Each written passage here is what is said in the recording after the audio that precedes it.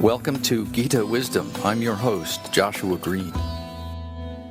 This is a very, very special evening for me. I've been waiting for this for a long time. We were supposed to have Elsie as our guest literally a year ago, and something came up that kind of just put that plan on hold. And so finally, we're able to reschedule. Um, Someone who has been a dear friend and mentor for, let's see, Elsie, you and I met in 1999. So that's, what is that, 22, 23 years? There we go. So we were about 6 years old when we first met. It's You amazing. don't look a year older, darling. I know. So I don't usually read bios because, you know, the guests that we have on these programs are generally friends. But Elsie's resume reads like an encyclopedia. She's done so much in her career that I felt the only way to do it justice in a short period of time would be to condense it down to a few lines. So bear with me. I'm going to read this, which is an unusual thing. And it's, Elsie, a sign of respect for you. Elsie Maio is one of the world's leading advisors to corporations seeking to bring soul wisdom into their business. She is known for her uncanny insights into emerging trends. Her company's soul branding system, and you can go to soulbranding.com, have guided niche clients to lead in such diverse arenas as social impact banking, gender lens investing, environmentally sensitive household products, and public and private national infrastructure. She is a frequent guest on national media such as Marketplace and American Public Radio, and is frequently cited in the Wall Street Journal, American Banker, and the Journal of Business Ethics. She most recently has served as a voice for the New Narrative and has been a guest in the provocative webinar programs of Humanity Rising and Future Capital. Do join me in welcoming our very special guest to this edition of Gita Wisdom, Elsie Maio. Elsie, I think you and I have talked enough about this that we can permit ourselves to go straight to the chase. Here's the deal. Here's the bottom line. In your very distinguished career, you have been the person who has helped Fortune companies, and by Fortune, I don't mean Fortune 500, I mean Fortune 100, Fortune 50, some of the biggest corporations in the world, and I know your client list is international in scope, in rethinking their brand strategy, in reassessing their role in the larger community. Then something happened. And you described this to me, and you took my breath away when you talked about this. Something happened to you, and I'm not even going to try and summarize it. I'm just going to ask you to describe for us in your own words, what was the change that occurred for you after having achieved this very distinguished career as a consultant to top international corporations and businesses? What happened? No pressure here. Just No, I'm reliving the moment. I mean, it's thank you. And thank you for having me. pleasure. Well, I'd like to preface this just by saying that I want whatever I have to say and contribute today to be relevant to those of you who are here. So please jump into the chat, raise your hands, whatever, if you have questions while I'm talking or want clarification, whatever. Like, let's make this as valuable as possible. So what happened to me is, I guess, you know, the momentum and machinery that had driven me from being a major in classics to Wall Street. Oh, Charlene Michelle, hello. To literally helping Fortune 10, 50 companies make billions of dollars more than they would have. and me living the material dream that I had only aspired to as the child of a working class family. My father was a New York City fireman, my mother a homemaker. And I had a bug, like there's something for me to prove and achieve and attain. And I did. And one day I woke up and I felt like I had ashes in my mouth.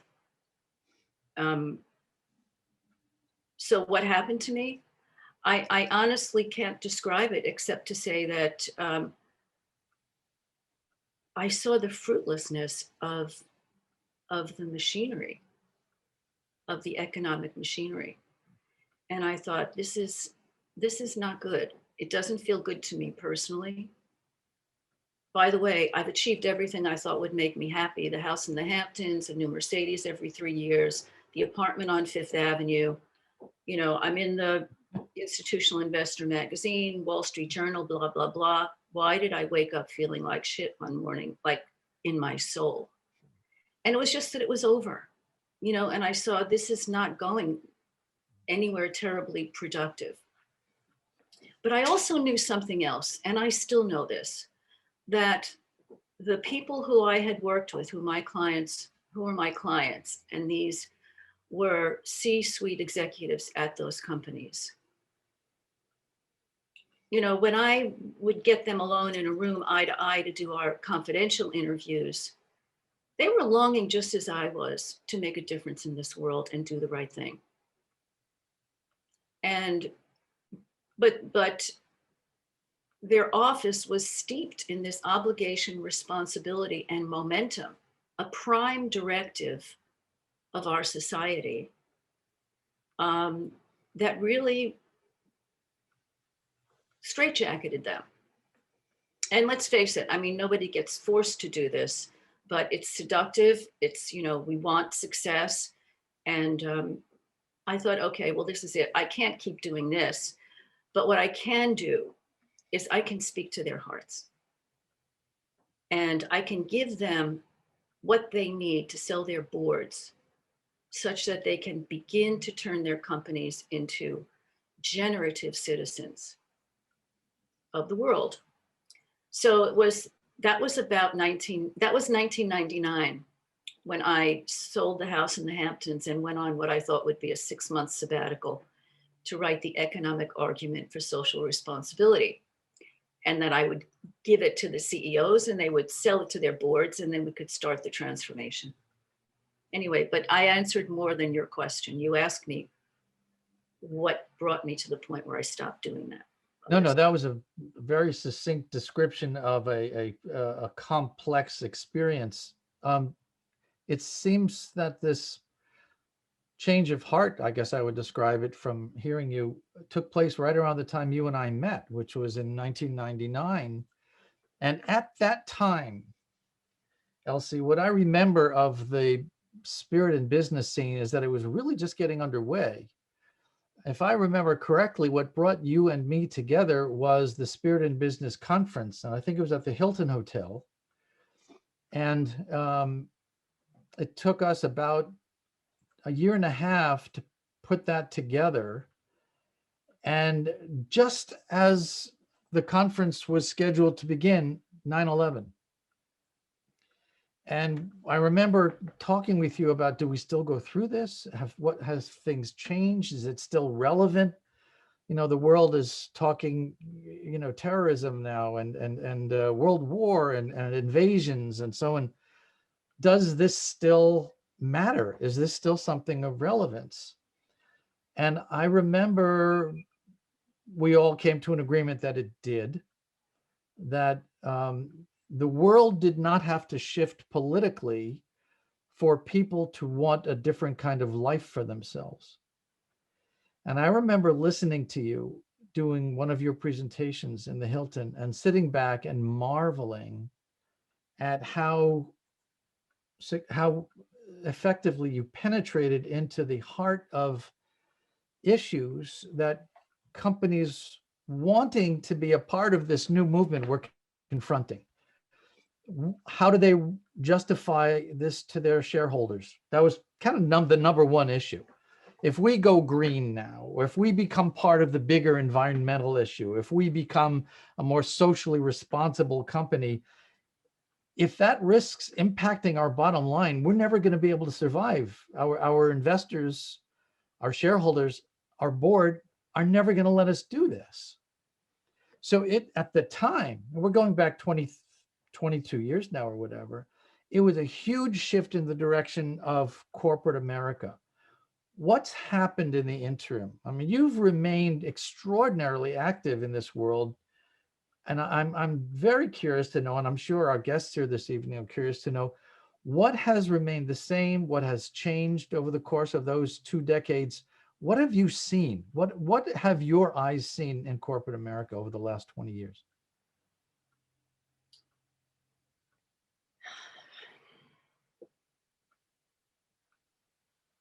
I've seen gestures. I've seen huge disappointments. I've seen the shattering of trust. I've seen the machine is still in place. The prime directive is to maximize profit. I'm talking about listed companies primarily, okay? Okay. And yeah, I'll just leave it at that. When the prime directive is still maximize profit. Now, within that construct, the spirit of humanity, as it manifests in business, has been trying to make a difference, but it's been at the margins. And frankly, the aspiration to make a difference has been expressed in communications, marketing, and branding in its fullest expression. And the behaviors have been quite the opposite and often contradictory. So you see, for example, we have seen for the past 20 years an increase in a whole line of business for marketing, reporting on corporate responsibility, reporting on sustainability, and a whole industry around PR, reporting, marketing, and branding. And that has in many ways been put in front of corporate behaviors as if it reflected corporate behavior. I'm speaking to you as an insider. I've sat at the meetings where these things happen, and the spirit of the company, the people of the company really want the company to be this thing. But there has been allowed a discontinuity between what it says and expresses in its iconography and its marketing and the experiences, the emotionality of it that it creates in the marketplace, and the impacts of what the companies are still doing. So I speak to you as someone who's very saddened for the 20 years. There have been, yes, there have been incremental improvements, but I think, frankly, the pandemic has done us the favor of ripping the veil off our faces and our eyes. And we see, what is this world that we're living in, where people who live in the United States are $400 away from a financial crisis. 40% of the population living from paycheck to paycheck. The child poverty, hunger, maternal deaths. I mean, we lead the free world, quote unquote, the developed world in maternal deaths. But look at Black Lives Matter. Thank God that it's come to a head. So I'm saddened, but I'm happy that we're sitting here with our wounds, revealing the truth of who we've been and what our system is. So that's That's the downer part of the presentation. There is a positive side, but thanks for the chance to express some of that. We had to do that first, and I'll tell you why. I'm I'm privileged to know a lot of the people who have joined us here this evening. And without mentioning any names, I know that a number of our guests this evening are fed up with their jobs. I mean, there are people on this discussion tonight who have come right out and told me they don't want it anymore. They like, I suspect it's something like what you went through 20 years ago, that they don't want to be contributing to the static and the clutter, the intellectual, emotional, and societal clutter. They don't want their skills, their talents, their energies to be going for that any longer. And yet, what can they do? They're caught between a rock and a hard place. Either do you just jettison a job and risk going into debt, or not being able to care for the people who depend on you? You know, when do the realities of our life defeat the noble values and ambitions of our heart? How do you reconcile those things? It's very, very difficult. And I'm wondering, just going right to the heart of this, if there aren't some words of solace or encouragement or appreciation that you might have. In the back of my head are memories of the moments when you and I have been with Radhanath Swami, Mm-hmm. who is likely the one person on the planet I know who has managed to reconcile the head and the heart for more people than you can count. I don't think we can imitate that, but I do think that there must be something that you can say that would be of consolation, of solace to the people with us this evening who are confronting a very, very real dilemma. Yeah, I'll share with you my personal, how I'm getting through it, because I've gone through another one of my epiphanies more recently, which is my threshold for participating at all in business is really strained. So I'll share with you some personal experiences and what I'm doing to cope with that. And then I'll share with you what turns me on about these times. And it's my feeling for myself is I am allowing myself to feel the moment, which is the decline of a system, the truth of something that really doesn't work and hasn't for a while. And it's just hitting me in waves. I had no idea about the racism in me until this question of Black Lives Matter came up. And I really am challenged, like every moment, to look at all of my assumptions, biases, and unconscious biases. And in a way, I'm grateful for the quiet of the pandemic because I have time to go inward and space to go inward and look at that. And maybe in a way, we're all looking more deeply in these moments of pause. But then again, there is such a marvelous foment of the kind of transformation that I certainly want to see in business happening. And I'll share that with you. And we've got some links and resources too. And as to that second part, the way I make my mind feel okay about what's going on is I say, all right, if there is a path forward to a world that actually is thriving together, where we're all thriving together, what might that look like? And how might I be thinking about the clusters of activity that either are signposts that it's going on in that direction, or maybe inflection points where I can make a contribution. So, I'll give you those two things. My emotional life, I need to handle that like now. I'm sure you all do. And then there's when we feel stable enough with that, what is there out there that is cause for even celebration and perhaps the future path we want to take? I'd like to ask, how is all this resonating with people?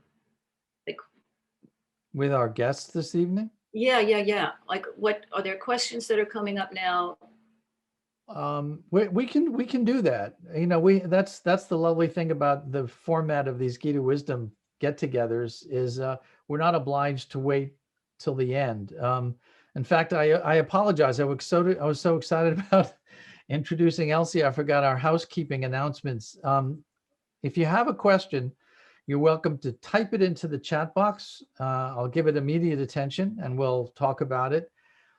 Or you can, is there a raise your hand function here, Alicia? No, we don't have that. We can open this up to direct questions, but let's start by getting people to send your questions in the chat box. Let's start with that.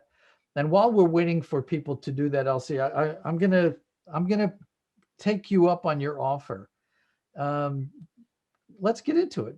What was it? In a very practical way, what was this new epiphany that you've gone through? I guess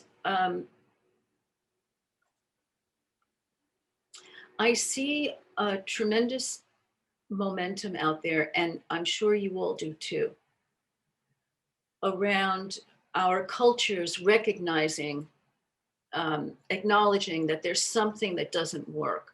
Like, people are talking about shifting from share owner capitalism to stakeholder capitalism. And people are talking about purpose. We need to become purposeful companies. And in the investment world, there is a rush to investments that conform with something called ESG factors: environmental, social, and governance risk factors. So and the financial industry is just like pushing, great, we've got new product, or let's just relabel old funds and call them ESG, make a few tweaks here and there. So my latest epiphany is this could really go in the wrong direction. We could just magnify through AI, for example, which will magnify our values. AI simply will replicate the biases that go in. And if the current assumptions, the prime directive goes in, we will get so much more of that will be buried in it. It'll be really hard to dig our way out of it. So, I reached another one of those moments of this could go the wrong way. And where is the next inflection point? So I really pulled back in this pandemic year. And now I'll go to the first part of what I was going to talk about, which is personally how to handle this stuff. And then I'll talk about the opportunities in 3 different clusters, okay? Sure. And Joshua, keep me honest. Like, if the chat box says, we'd rather hear about something else, let me know, okay? I'm not going to look at the chat box unless you direct me. I'll be your port parole here. My what? I'll carry the word to you. Thank you.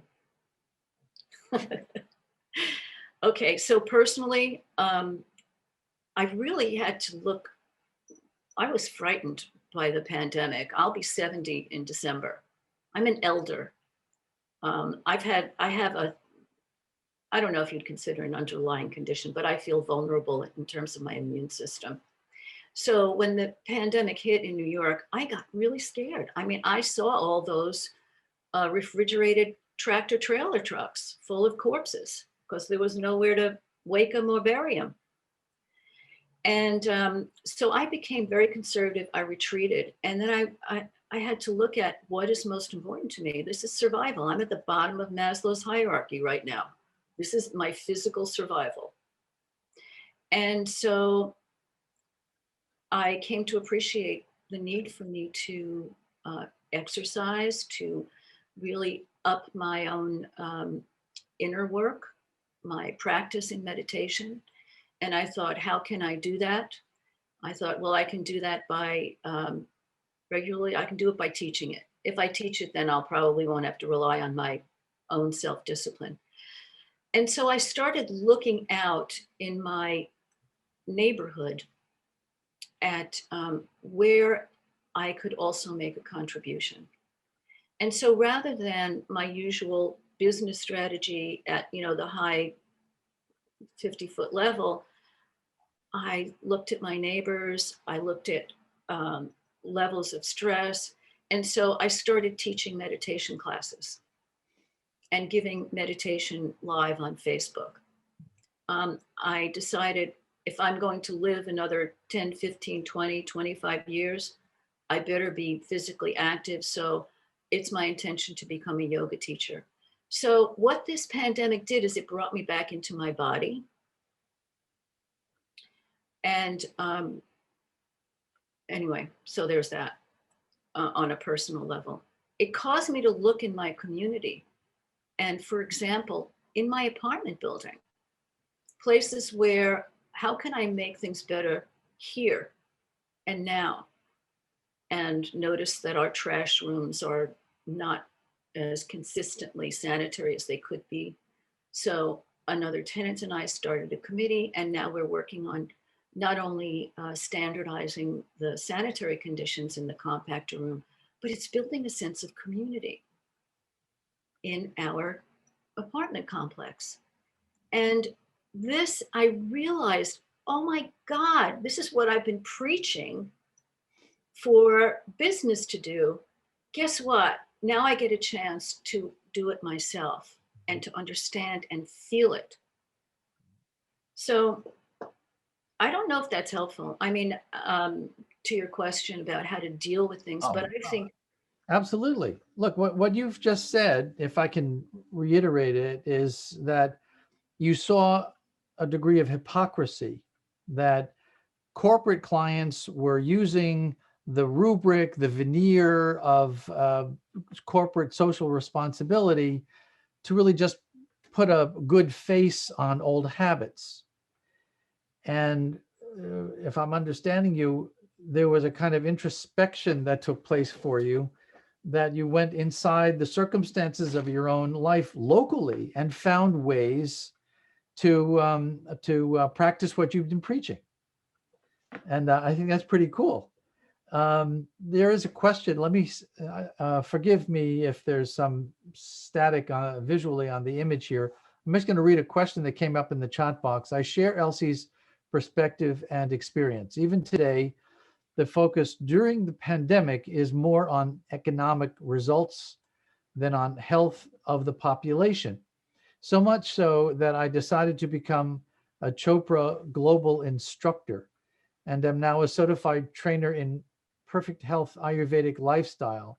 So glad I did. Helps me with my physical, mental, and spiritual health, and to share that with others. So I think your point about just getting back into your own body, listening to what's happening in your personal ecosphere, the personal ecology has been important. Thank you for that comment, and which is a perfect segue to the second piece of what I was hoping to share with you all, which is what are the three realms in that caused me some optimism and opportunities for action. And those three are personal, organizational, and societal. And and embodiment, the personal embodiment, is really, for me, the foundation of us coming into a sense of oneness with the world.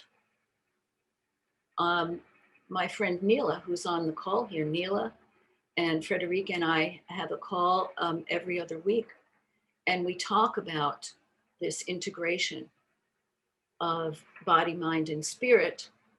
And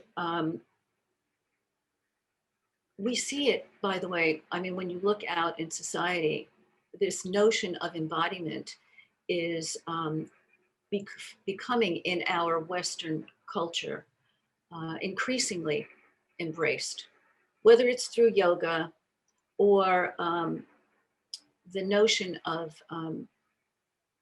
well, you know what? I'm going to read this poem right now. Please go right ahead.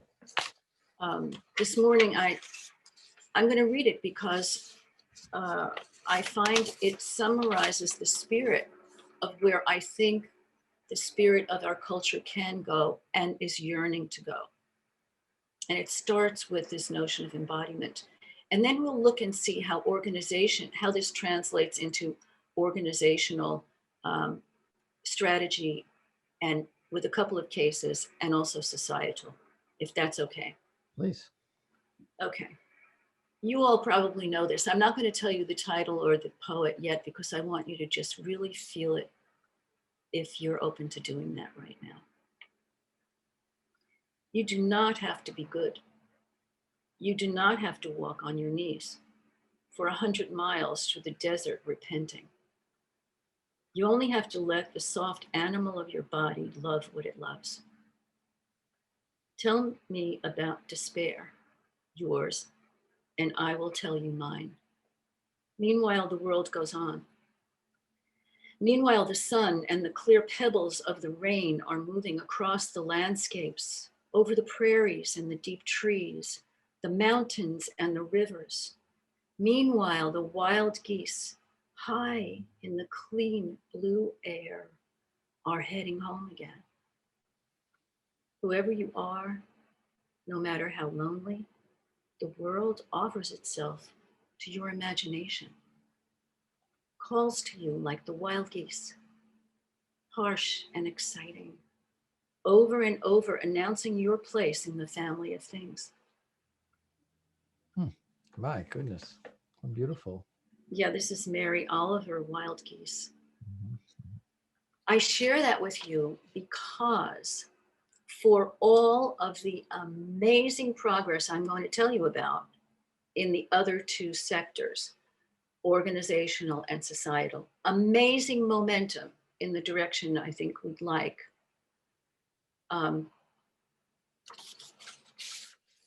We won't get there unless we embody this. Because it has the imagination of the human spirit as one with the web of life is essential to create a way of being where we all thrive as the web of life. I'm convinced of that. As we were preparing for this, Joshua, you reminded me of one of our teammates, Ravi Chowdhury, who was a chairman of several of the Tata companies. I think you may know the Tata are the very powerful conglomerates. One of based in India's India. largest and most powerful corporate conglomerates. So Ravi is one of those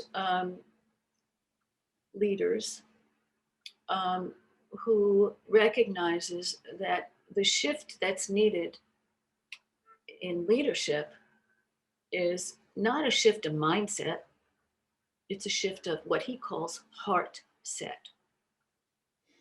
Now, I also would like to say this is why I'm really excited to be invited to speak to this group, because your community understands spirit, understands heart set, and is moved by it and lives by it. And I say that the dominant Western culture has forced itself to compartmentalize that. And that is the source of the problem. Well, about this, let me read you a question that came into the chat box just a moment ago. Is it realistic to expect that any business endeavor rooted in global free market capitalism can engage in the kind of social responsible practices that will re-enfranchise, interesting word, will re-enfranchise blue-collar workers in middle America whose identity, to say nothing of livelihood, have been vacated by a technology-driven economy to the point of fueling the reactionary populist extremism that has come to a head over the last 4 years? Okay, that's not a question, that's a PhD thesis. No, I totally get it. Yeah, It's the right question. It's yeah, the it right is. question.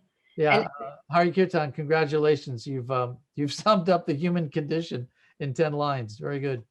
What do you think, Elsie? first of all, it's not a free market economy. This is not a free market.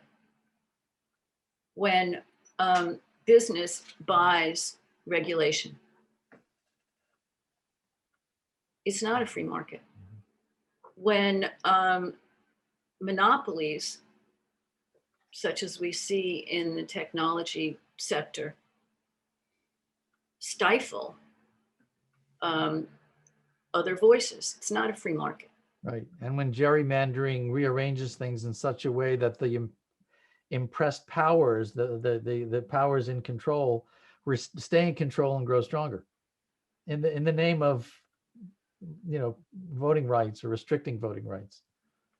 Yeah. Do you call it a free market when look at our healthcare system?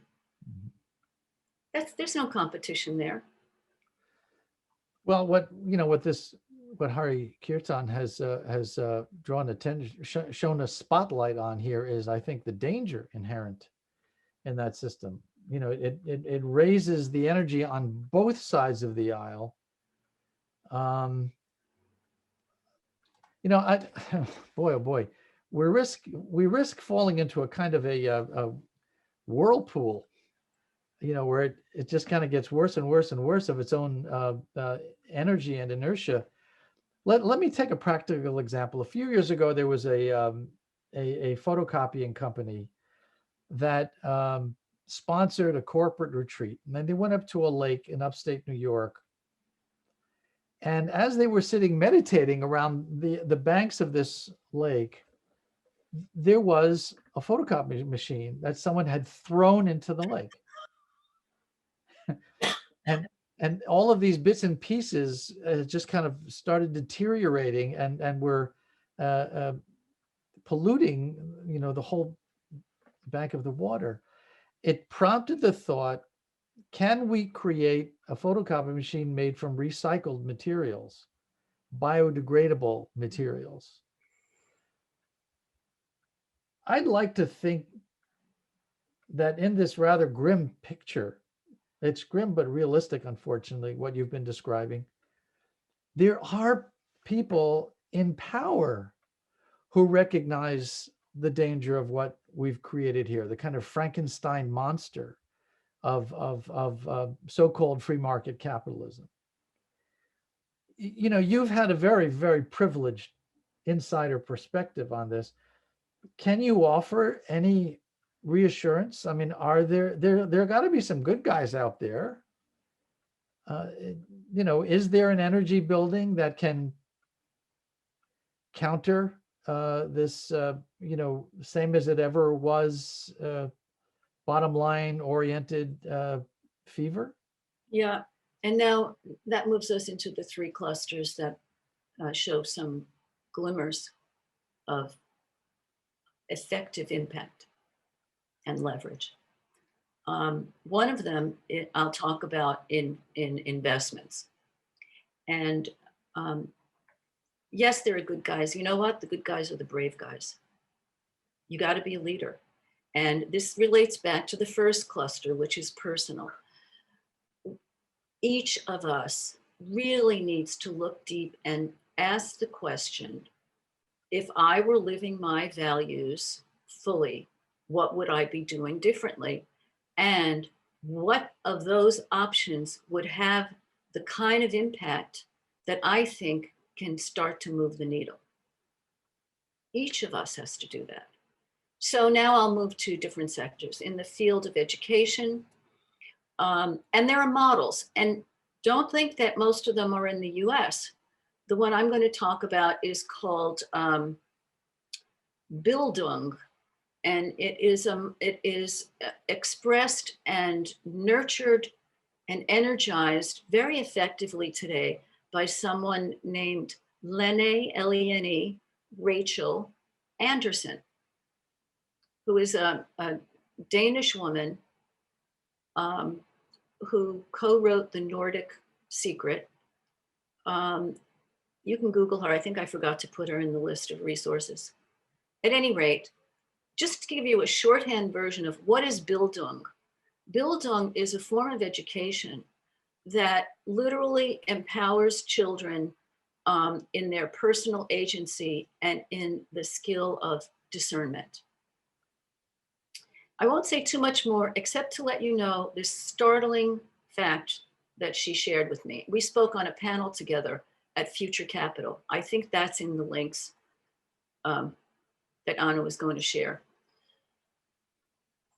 Just to give you an example of what Bildung can do, Rosa Parks, our American heroine, who decided not to give up her seat on the bus and then helped spur the civil rights movement, if you all know who I'm talking about, that Rosa Parks, the Black woman. When she was asked, what gave you the courage not to give up your seat? She said, you know, I was very lucky as a child. There was a special program of education given, I forget where, it was out of state from where her state, and I was educated there. And that gave me a sense of to listen to my own inner self. It was a Bildung program that had been brought over from the Nordics. Now, that just gives you a sense of what this kind of program is. So a bright light is that work. It's an education movement, and it's now moving into the States. You can look up Lene. Another area, investments. Now, like I said before, you're going to find yourself confused with all of these opportunities to make a difference, quote unquote, in these ESG branded funds. We'll take a look at, and by the way, I'm sorry, but we don't even have a consistent way of defining what the impacts are that would constitute good environmental, social, and governance behaviors. There's a plethora of those conflicting standards. It's coming together, but it's not there. Don't be fooled. But you want to see where you could have leverage? Take a look at what Morgan Simon, a woman investor, is doing. When you think about how to marshal power as an investor, she has helped organize the movement that convinced banks to stop funding private prisons. In the chat, you'll find a list of resources. One of them is ICCR, the Interfaith Council of, I think it's called Corporate Responsibility, who for decades have been, because they have pension funds, putting their funds to put proxies before management teams and boards that have environmental impacts and social impacts. So there are ways for you to be an activist and also to participate in society.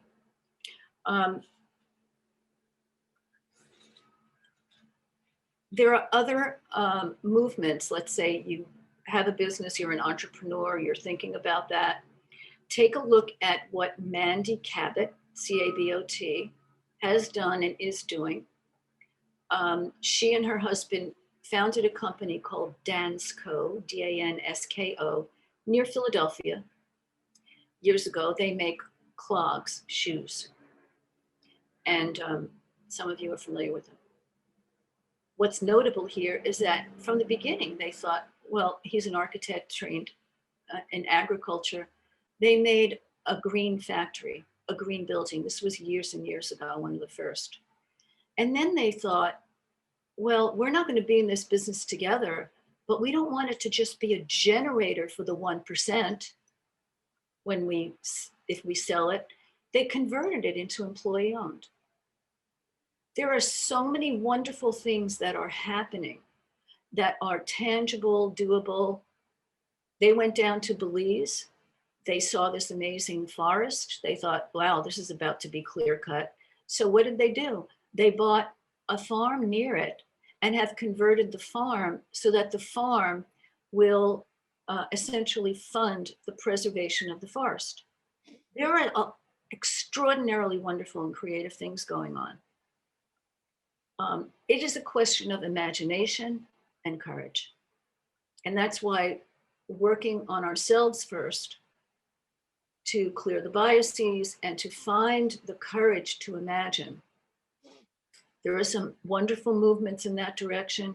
You might have heard of Thomas Hubel. You'll hear words like trauma healing.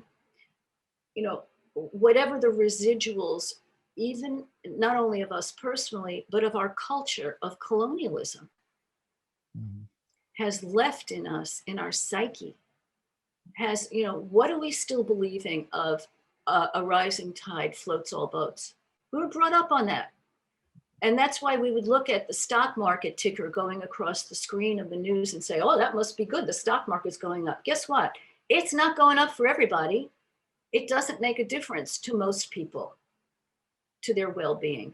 In fact, it may be detrimental because it's concentrating wealth and power further at the 1%. This is a perfect bridge into the next question in our chat box here.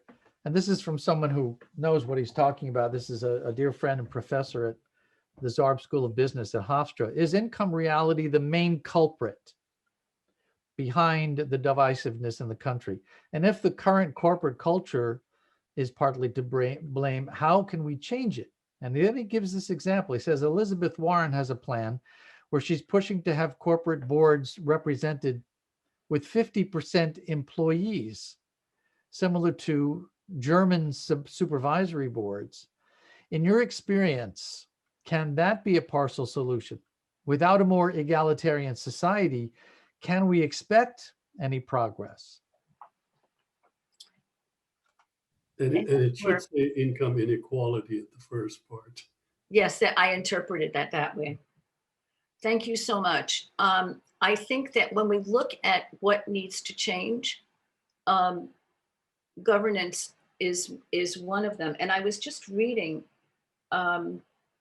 something to that effect. I'm going to read it for you. Well, maybe I don't have it right here. At any rate, populating boards so that they actually represent the populations that are affected by the outcomes that are generated. Whether it's 50% employees or a quarter employees, a quarter community representatives, I don't know. But the essence here is recognizing that power is not distributed effectively enough. And boy, what is it going to take for that to happen? You know, one of the great thinkers on this and practitioners is named Jed Emerson.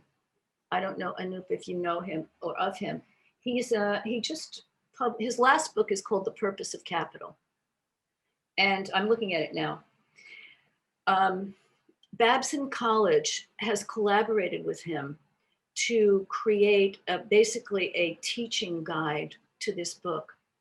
And it starts with asking very fundamental questions like that about sharing power. Like, if one were truly interested in transforming one's company, how would one ensure that those who were being affected by it were actually being part of the decision process, not the remediation process. And there's other exciting work being done with what's called warm data. Now, decisions made at What is warm data? warm data is essentially what is actually happening to people as a result of what's being decided. I have a slide I'd love to show you that illustrates this. Do we have time for that? Yeah, go right ahead. Okay. This is what I consider warm data.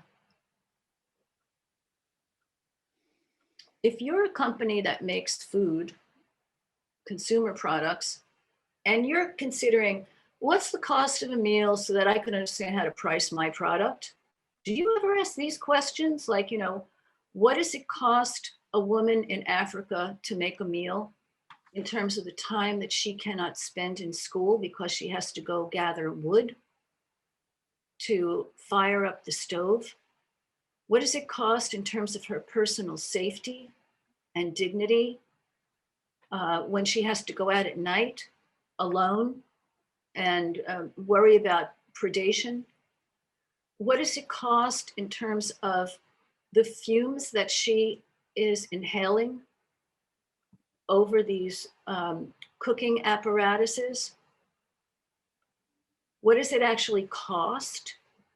How much of the income is spent on fuel? So when we think about warm data and we look at our products and services, do we ever really take a look at the real human cost? This is a benefit of technology that is available to us now if we change the prime directive. The prime directive is to maximize shareholder value. Under the assumption a rising tide raises all boats. Now, people can say, and branding can tell you, oh, no, we've switched to the stakeholder model. Prove it to me. What are your metrics that go into your decision process? Is it this?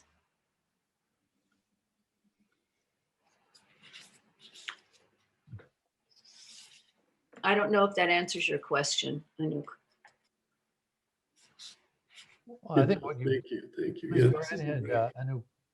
this is a great screenshot.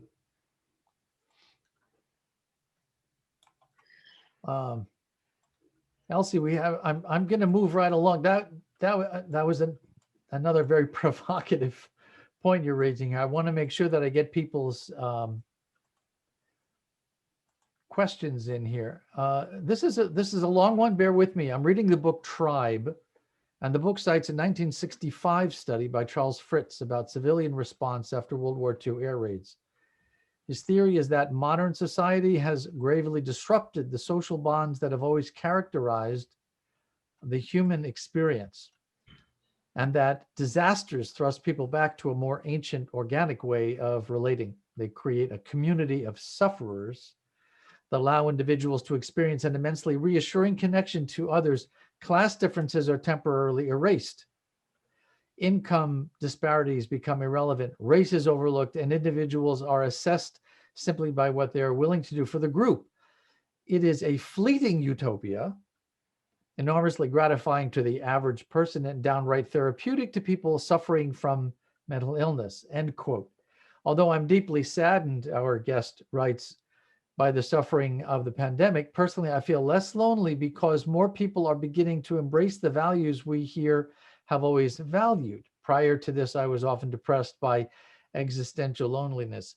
It is strange, isn't it? That sometimes it requires that we enter collectively into a position of extreme risk, extreme danger, to put the realities of life into some different perspective. That's a very strange quality about us human beings. It's as though, you can't cure a cold, but you can cure pneumonia or something. Why does it, are we condemned, Elsie, from your experience, to living, in our own detritus, until some extreme situation comes along, like the one we've been in, to force us to reassess whether we've actually created the world we've ever wanted. Isn't there some way of making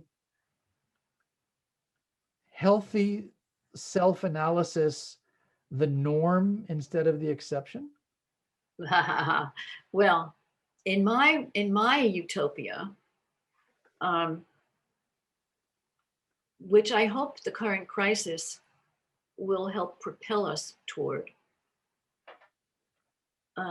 we will measure effectiveness in terms of well-being. And what is well-being?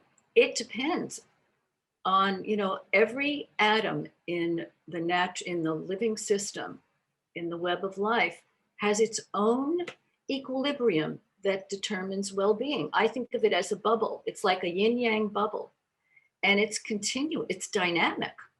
My physical well-being, your physical well-being are a dynamic interplay of gazillions of factors. And the same thing is true of an organization. The same thing is true of the natural world, of a plant, of a tree. There are so many dynamics always operating, and this is the beauty of life. It's a dynamic impulse to maximize and collaborate simultaneously. What's our job if that's true? Certainly not consumption. Certainly not continuous growth and accumulation of material things. No, our job is to help maintain a healthy well-being, a healthy equilibrium. In the human being, what does that look like? We have the technology to understand what does it take for a 3-year-old. What are the conditions that will enable a 3-year-old to thrive into a thriving adult in every dimension? Why don't we care about that more than what does it take, to make a sugary cereal affordable? This is a question of choice, and we are at this beautiful crisis moment to look at what makes a difference for us as a society and individually. Boy, oh boy, this is going right down to the heart of things. We're not alone. I mean, and I did want to be optimistic here.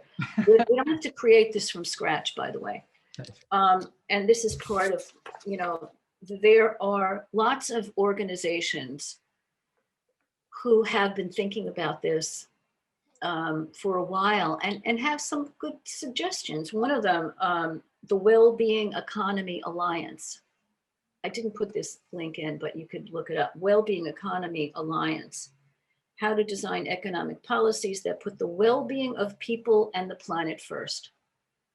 Now, this could be bullshit.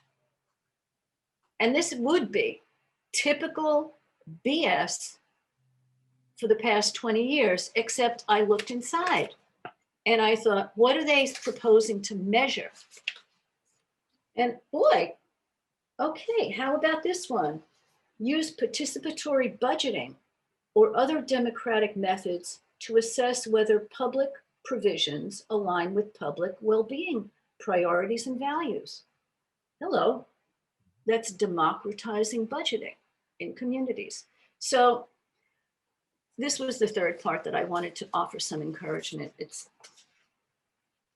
It's not, we're not totally flat-footed in this, but if we don't get the guts, every single one of us, to shift from consumer to citizen, the machine will just roll us over. Well, that's what I'm getting out of this discussion, Elsie, is that there's a consistent theme here that change begins on the local level, that we have to look at our own backyard and see how we've been living. And I think the questions in the chat box are reflecting that as well. I mean, people are asking, is it not a very personal issue, not not a national agenda, not something that's going to be addressed through comprehensive legislation. I can't recall an instance when government mandated change has actually done anything to reform the human heart. And I think back to the malfeasances of the early 2000s when the Enrons and the others were found to have so heinously betrayed their own workers and their own pension funds. And at that time, there was this series of legislations enacted called Sarbanes-Oxley. Yeah. You remember that? Mhm. I think the idea in principle was that these would be strict guidelines to reform corporate behavior, making companies more transparent, more accountable, more consistent with corporate goals and the well-being of the larger community around them. And what we found is that maybe some industries adhere to that to some extent, but it basically just made a lot of lawyers rich because they help corporate heads circumvent more efficiently the new legislation because hearts had not changed. At the end of the day, I love the some of the texts that we read in our Gita Wisdom group that talk about issues that may seem to be external, really as issues that are internal. It's a personal reform that's needed before any larger reform can be effected. We have a comment here in the chat box. It would be better. Thank you, Kamania. It would be better if sugary cereals were expensive. The food desserts in America are shocking. My husband and I have driven through them. Oh, the food deserts in America are shocking. My husband and I have driven through them on our cross-country tours. By food desert, I mean the inability to find fresh produce in stores, only packaged, highly processed food. As a European, it was shocking to me. Right. I think stupid food makes for stupid minds. I wonder how closely aligned diet is with what we're talking about. The resistance to reform, the resistance to change attitudes, habits, behaviors.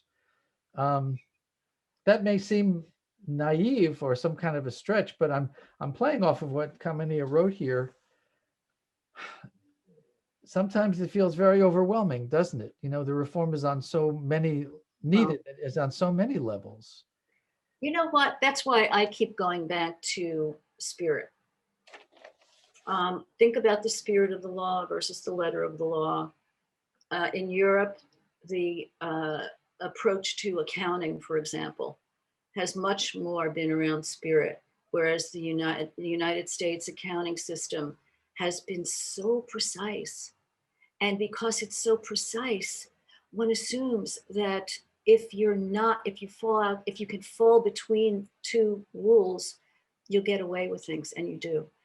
So there's, you know that I love the Greek tragedies, right? And that I'm, in fact, in a class 2 times a week reading them now. And the lessons are just so relevant today. It's kind of the same thing. One of the questions I have, first of all, let me just back up. It's a question of leadership. What we know from being the marketing masters of the world, and in the US, we know how many pixels of ice blue in the sweat that's painted on a refrigerator selling Coca-Cola it will take for you to buy a Coke at the point of sale. We know how to manipulate each other. We know how to speak to each other's emotional vulnerabilities and traumas. Who's deciding that? This is the leadership void. Yeah. This is the leadership void. And it's also a question of personal discernment and personal agency.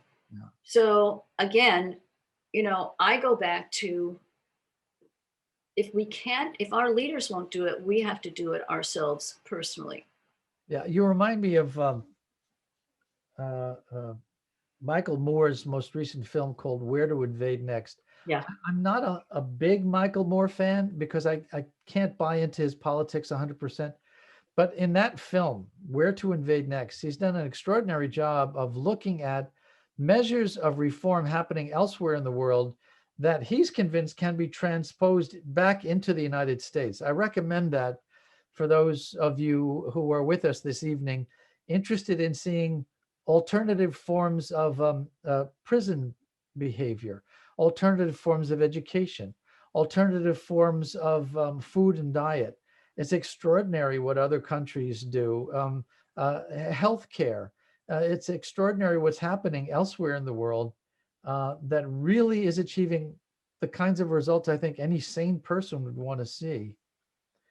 Look, I'm a big fan of what uh, uh, the founder of the Body Shop, drawing a blank. What was her Need name? erotic. Yeah, Anita Roddick used to say, if you think one individual is too small to make a difference, you've never been in bed with a mosquito.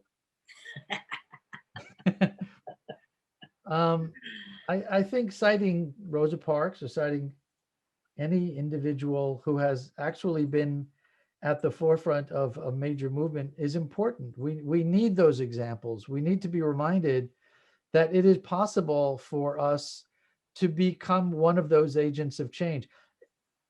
When I'm invited to speak in yoga studios, okay, I don't believe that that small group of people, it's usually not more than 30, 40 people, are there by accident.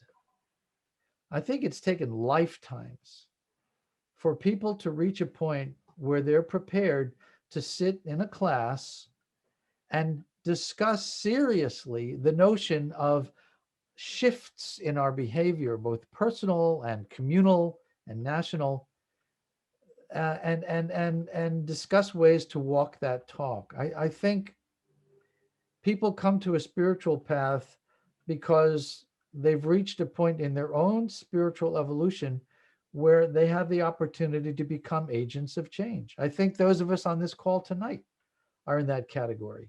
I think listening to what you have to say, and thank you for being so open about sharing your experiences and your personal journey, is critical as an encouragement for the rest of us that, maybe I can do more than I think. I think maybe that's the message of the Bhagavad Gita. The message of Bhagavad Gita is don't judge your capabilities by some intellectual assessment. Ultimately, we're capable of things when we move from the dictates of the heart, not the head. And when that happens, resources out there in the universe have a place to go to that you might not have ever imagined available. That's the kind of encouragement I think we all need. That there's more to what we can do than what we think ourselves capable of doing. We have another comment here. And what to speak of the heavily, we're back into the food industry. Okay. And what to speak of the heavily government subsidized dairy industry in the US? They produce such an excess and they dump it into the school system, as in sell it. And the children are fed unhealthy quantities of dairy products. Yeah, the reform is needed on so many levels. I think that's something also in Michael Moore's film. He goes inside schools where they're actually fed healthy foods, where students actually get fresh fruits and vegetables. Yes. Such a revolutionary idea, feeding young people healthy foods.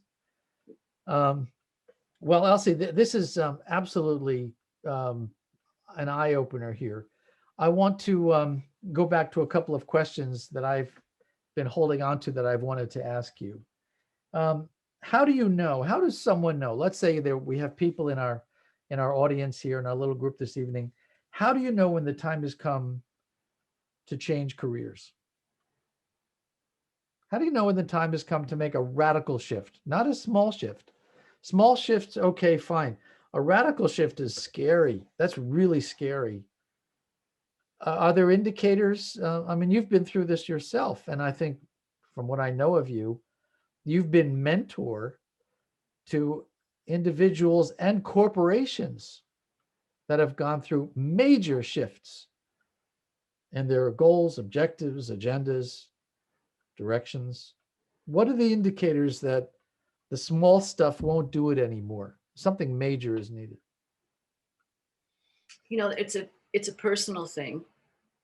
You know, there's a school of thought that says people don't change unless they perceive that staying the same will hurt more than the change. Okay. So in the case of organizations, yeah, I mean, it's the same thing. It's like, you know, is this going to be more detrimental to your business to stay the same? And then there are ways to minimize the risk. On a personal level, it really is, you know, the more one is present, conscious of one's feelings, you'll know. But really the question is the path there. Is it a leap or are you going to be incremental? For myself, there was always something that drove me. And it was, I always wanted to know, how does that work? I want to know how it works. And I cared about that more than thinking about what it was going to take to find out. And so I would, for example, leapfrog jobs, like, you know, sell myself into a job that I was not qualified for. But I knew that I could learn quickly because I really wanted that thing. And I think appetite and getting in touch with personal appetite is crucial. Oh, You what know, a fascinating idea.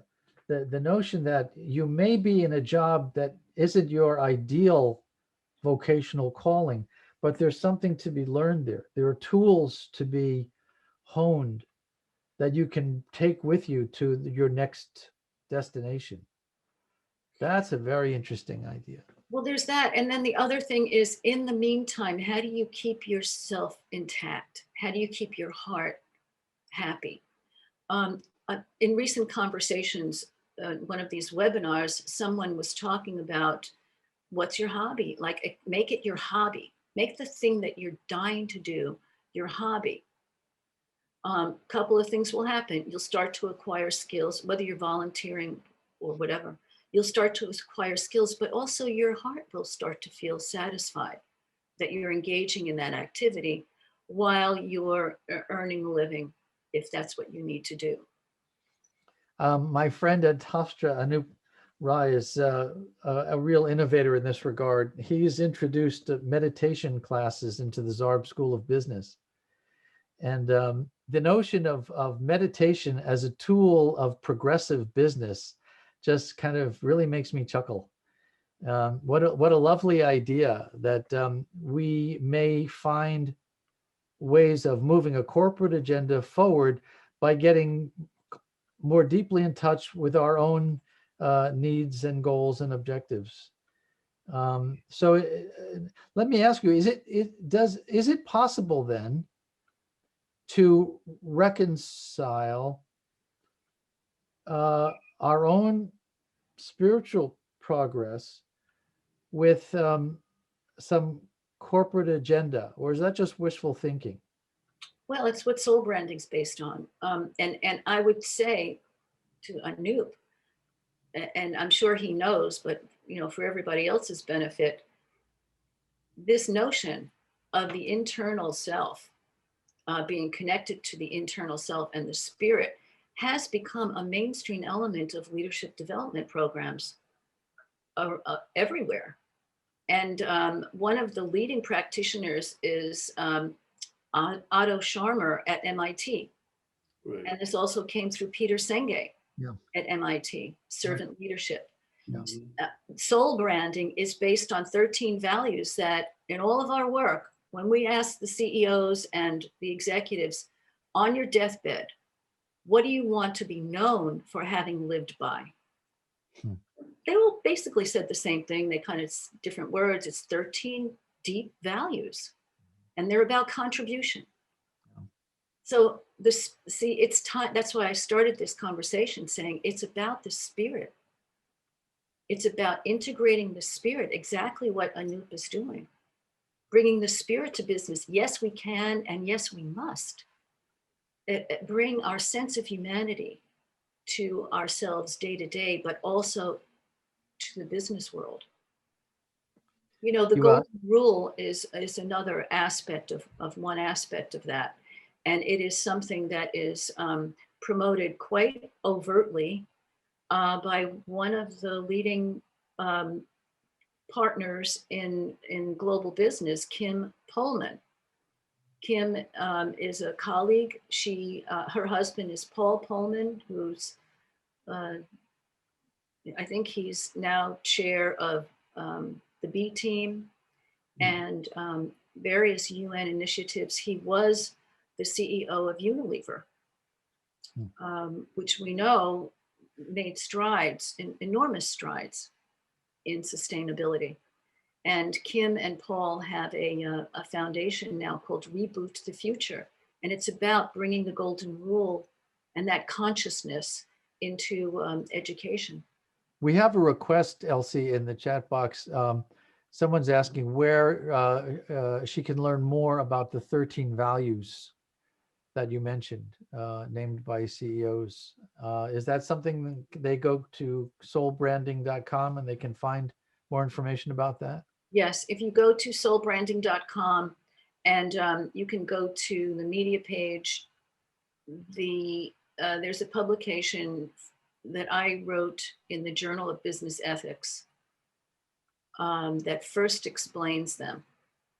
But I talk about them in most of the things that I write. Also, on that same page, the media page, you'll find in the Marketing Journal publications articles about those values.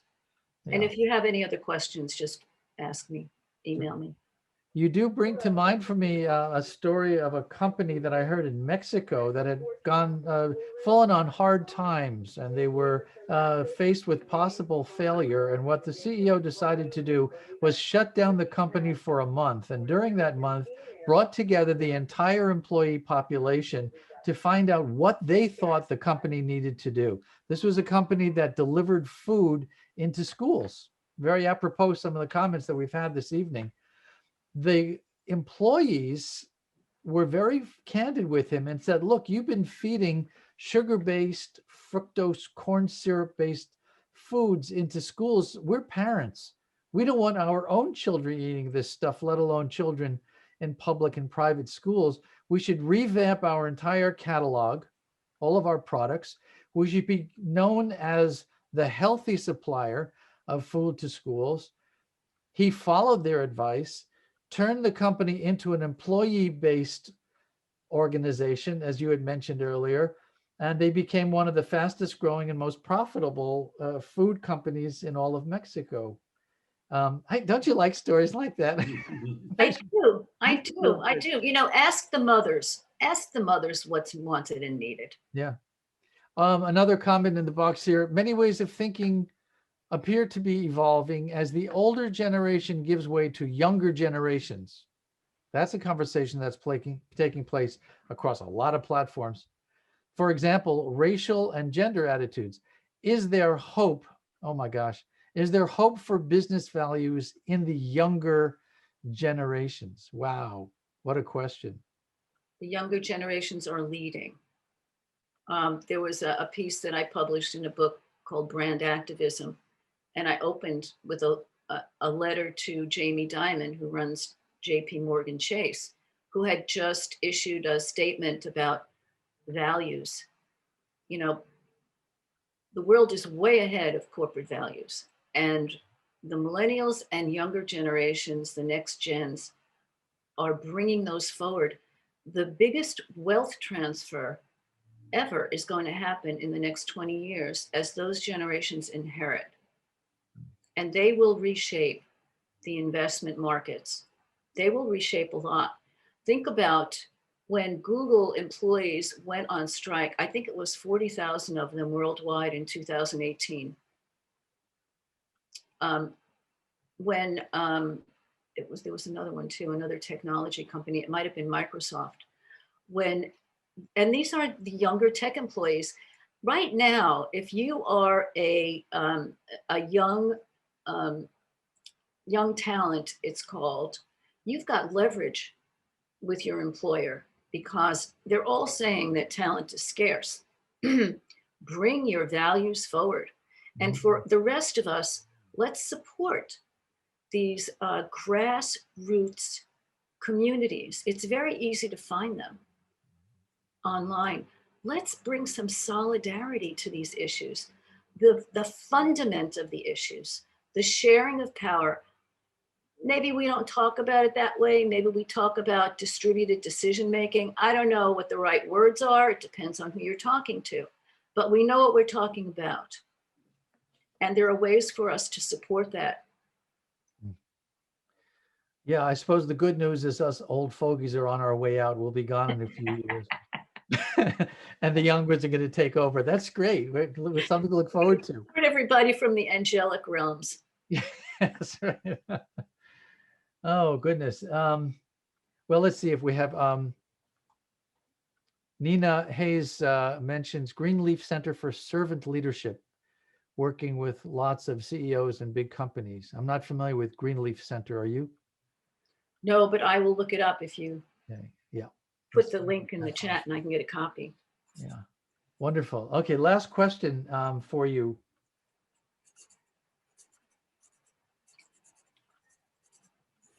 If we're excited enough to want to be a part of this movement toward a kinder, gentler world, where would you suggest people go? I mean, you've given a number of references already that we've shared with the audience, but if people are specifically looking to get involved with some kind of an initiative, is there one place that comes to mind that has your utter confidence and you can say, go there, they'll have some great ideas for you? I think it's, I don't think I have an answer for that. I did provide some links by topic area. Like if as an investor, you're interested in connecting with resources that I find are on the edge that we're talking about. In education, there are some links. For women's leadership, I put some. I don't know that there's, I'm really like taking a look inside, like, where do I go? I know for women's leadership, there's an organization called Women Agents of Change, led by Dorian Baroni, Baroni. Yes. And that's very broad, the membership there, and they are extremely heartfelt and authentic. And I'll think about it and I'll send you an email. Great, because I hope we'll be more responsive than I can be now. We do stay in touch with our guests, so even things that come in later can be circulated around. As an experiment, I just did a search for Spirit in Business, which was the organization I think that brought you and me together 22 years ago or whenever.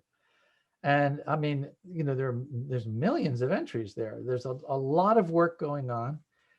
And I think depending on someone's particular interest, you're right, search by interest rather than by organization and see who's already involved in your area of or if you find an author who you think, now this guy resonates with me, follow them and see what they belong to. You know, like there's this book called Humankind by Rutger Bregman, which talks about, it's very optimistic, and it talks about the positive inclination of humans. We're hungry.